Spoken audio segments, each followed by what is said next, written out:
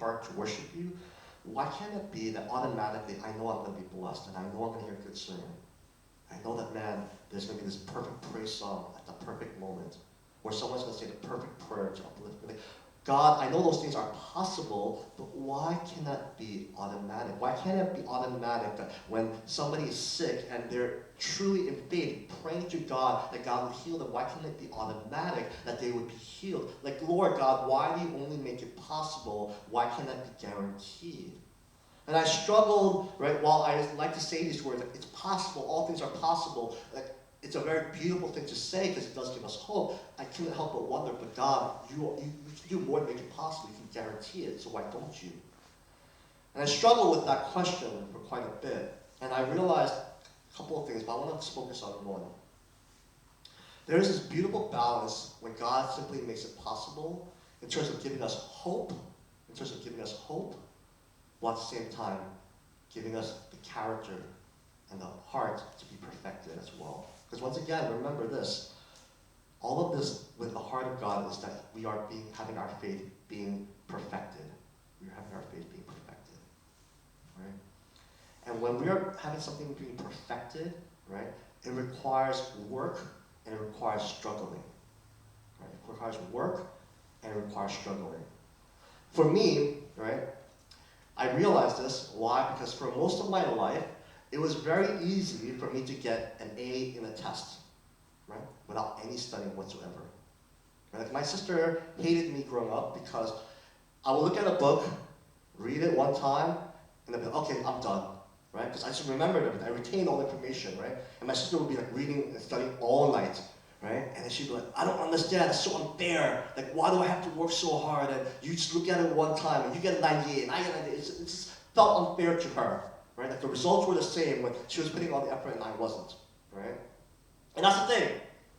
The reason why I did not have to strive to put in any effort was because I knew that even if I didn't, I was pretty much guaranteed to get the A, right? But you know what that does? Even though the results were something that people commended me for, was it developed poor habits and it developed poor character. Right? I had bad issues of procrastination, I had bad issues of laziness, I had poor work ethic, right?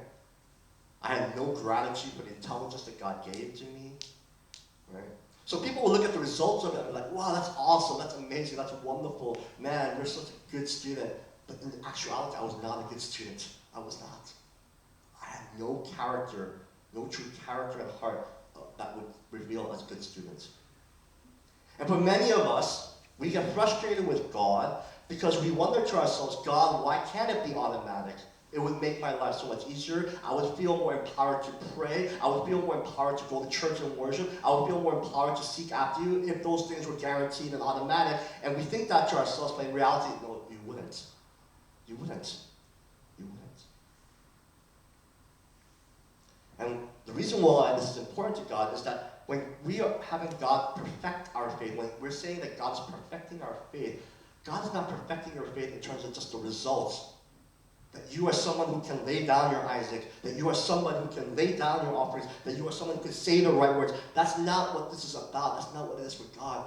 For God, it's about the perfecting of our character and the maturing of our faith and the maturing of our hearts, motives, and intentions.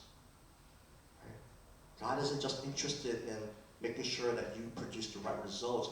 God is interested in the heart and the character of who you are becoming. And so, what God does is, so that you would not be discouraged and dismayed, he says all things are possible. True worship is possible. True faith is possible. Healing is possible. Miracles are possible. But he also doesn't just say it's guaranteed, so that you would struggle for it. You would strive for it. You would seek after it. You would work for it. You would pray for it. You would desire for it. So that in those strugglings, your heart and your character would become matured and grown, and truly your faith would become more perfected. It's a very beautiful thing, isn't it? That God doesn't just care about what you do and what you're going to produce and what your results you're going to come up with. God actually cares about you. God cares about who you are. God cares about who you're becoming. And that's what we're seeing here in this passage. God cared deeply about the person that Abraham was becoming.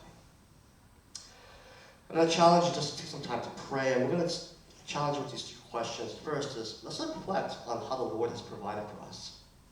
And let's acknowledge God's provision, right? And part of that acknowledgement might be to give thanks to God and to praise His name. And then the other thing is, I think that we struggle oftentimes to say that word, here I am, consistently, because usually there's some kind of fear that stands in the way. So take a step of faith and says, God, I lay down these fears, I lay down these insecurities, and I say, God, as you're calling out my name, here I am. We'll take some time to pray about these things, and then the praise team will lead us into a song of response. Let's pray some time to pray.